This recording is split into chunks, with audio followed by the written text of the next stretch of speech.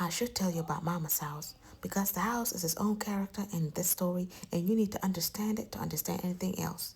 It is four-bedroom brick house of Terrace Drive that my parents bought back in 1994 before Kareem was even born, when the neighborhood was mixed and a little uncertain of itself, which Mama always said that's exactly time to buy. She was right about that one. She frequently is right about the practical things. The house has been added to over the years. A sunroom. Bobby built himself on one summer in a project that took 3 summers and caused at least 4 arguments and never fully updated, which means there's a carpet in the bedroom that has been there since 1998 in the kitchen that is perpetually almost renovated. Which is to say that Mama has replaced the counters and the backlash, but not the cabinets. And the cabinets are one shade off from the counters in a way that bothers everyone except Mama, who says she sees the kitchen differently than the rest of us do.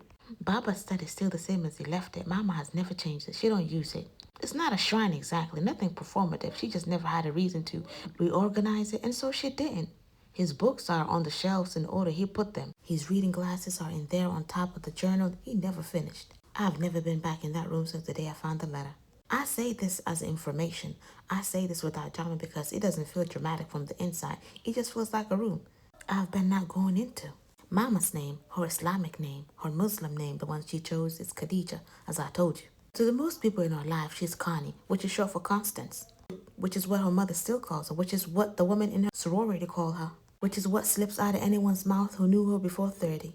She doesn't correct anyone. She answers to both. She says the name belonged to a different part of her life and she isn't interested in cutting any parts of it. Ain't nothing haram about Constance, as we say. She is the person in any room who immediately knows where everything is and who needs what and whether the thermostat is set correctly and whether the tension in the conversation is moving towards something or away from it.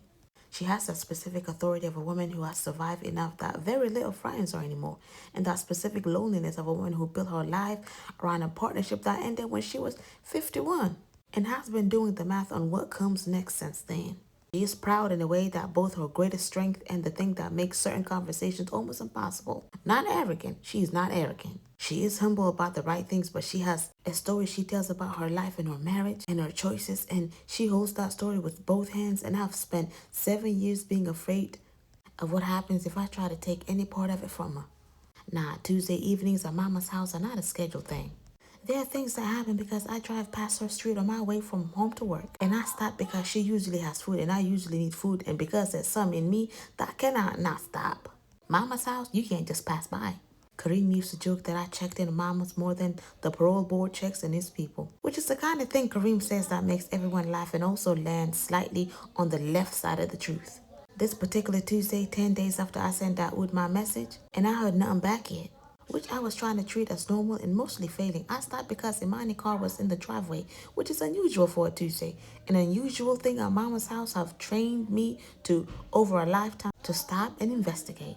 I let myself in. I could smell food, sweet potatoes, I thought, and something with onions. Mama was in the stove. Imani was at the kitchen table. Imani had clearly been crying in the recent past, which she has been covering with a particular busyness of helping shell peas that she wasn't usually helping with. Her hands were moving, but her eyes were somewhere else.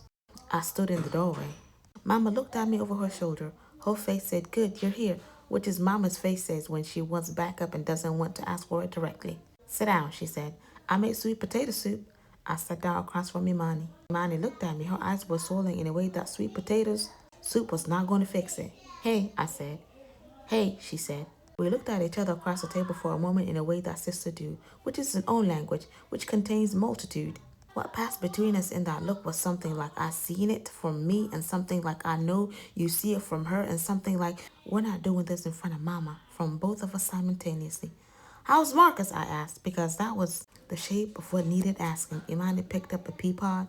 She shelled it very carefully.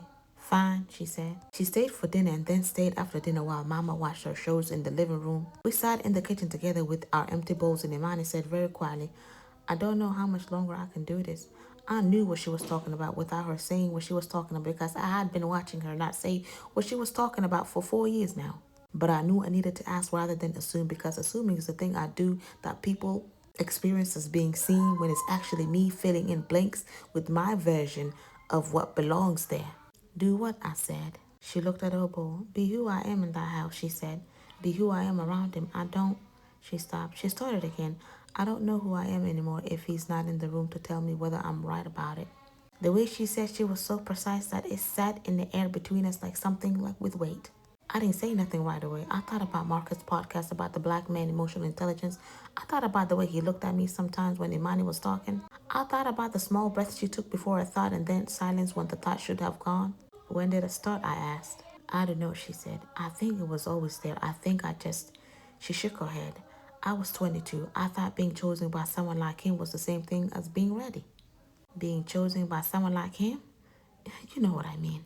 I do, I said, but say it out loud anyway. She looked at me.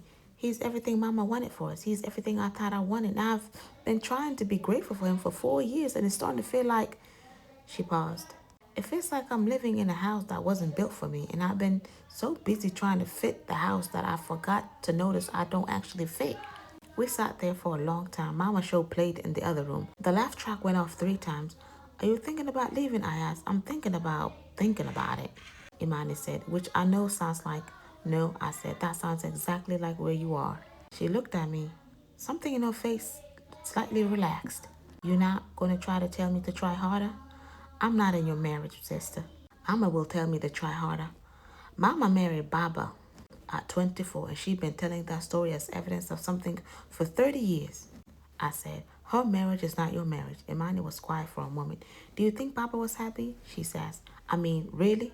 Something moved in my chest, something specific and sharp. I think he was complete, I said carefully. I think he loved Mama, and I think this marriage was real, and I think he was also a person who had a whole interior life that none of us fully knew. Imani tilted her head, looking at me the way siblings look at each other when you suspect you mean more than what you're saying. That's a very careful answer, she said. It's the most honest answer I have right now, I said, which was true. It was also the moment I decided, not consciously, not in words, but somewhere below the level of words, that I was not going to be the only one to carry this much longer.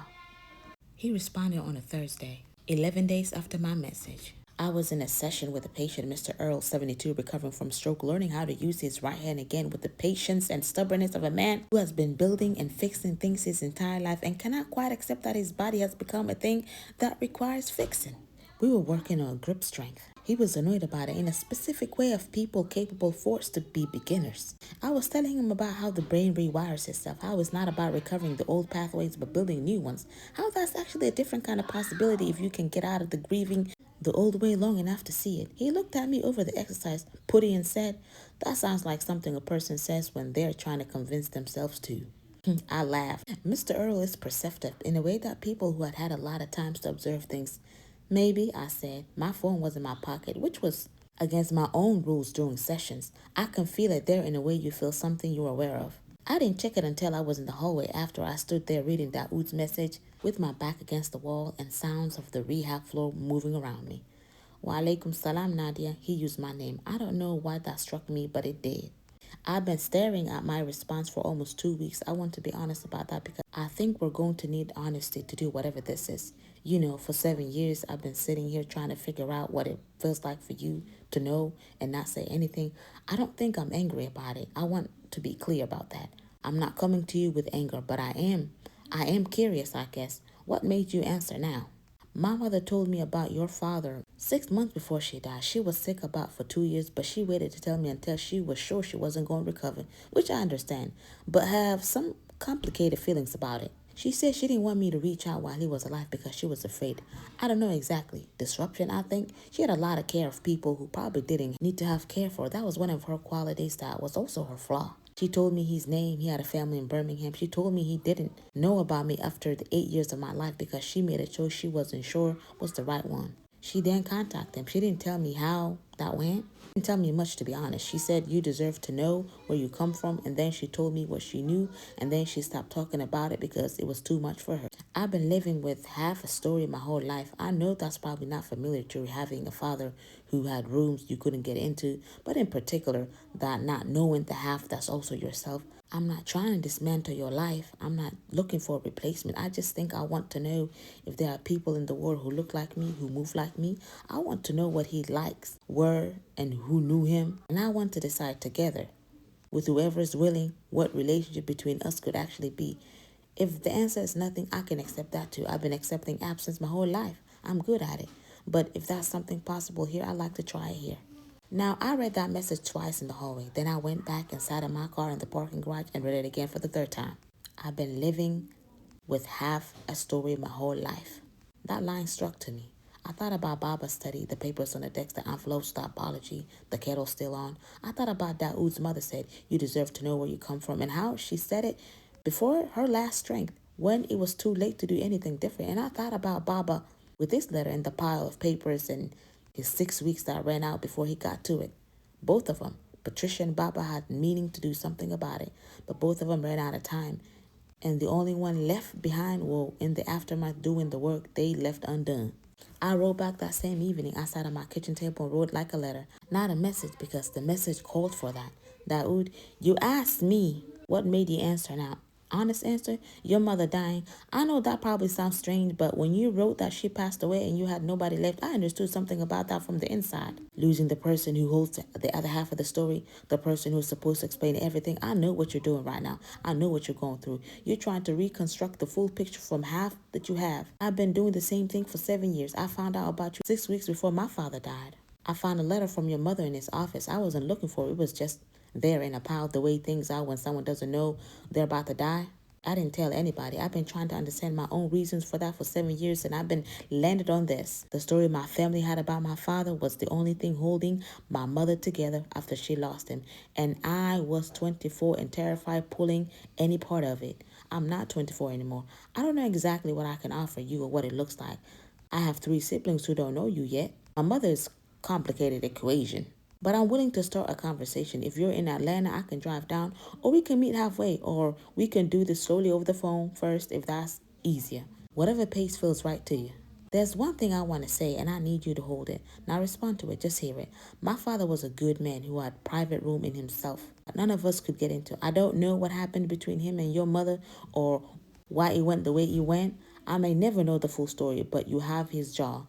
I saw it in your profile picture before I knew what I was seeing. And that means something to me, and I don't know the language for it yet. We can figure out the rest later, slowly. Nadia. I sent it.